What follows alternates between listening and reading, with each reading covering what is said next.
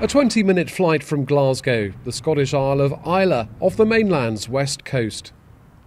Tourists, many of them from Europe, come here year after year to enjoy the island's natural beauty, its rich wildlife and a whisky industry that's known the world over. Scotland wanted to stay in the EU, but the referendum result said to have boosted tourism here, visitors taking advantage of a weaker pound. Linda, her husband and son Peter hope it won't be just short-term gain. They run the Bowmore Hotel at the heart of Islay, ploughing their life savings into renovations here. I think Islay will survive whatever the British government does. But with Brexit, there's so much uncertainty about the future. Are you not worried about that? There's too much scaremongering. It's not quite the way it's being portrayed. We'll still get up the next morning and there'll still be a sunrise and the tide will come in and out and it'll be fine. And you'll still have guests in your beds? Yes, quite sure.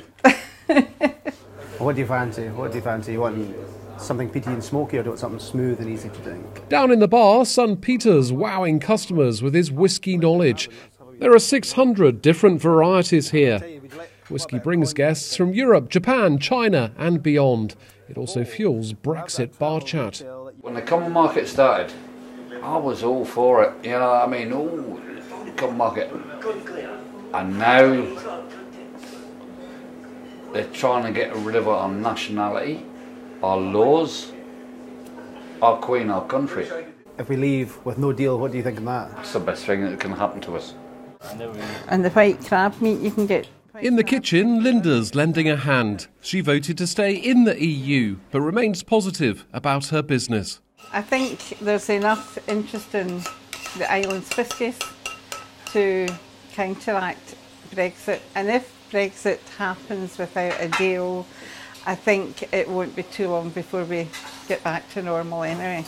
I don't think Europe exactly want us to go, and it's becoming very obvious. So they need to, I don't know who's going to blink first, but somebody will. The Brexit political ripples may lap at Islay, but investment continues, a destination that's sure of its place on Scotland's tourism trail. Damon Embling, Euronews, Islay in Scotland.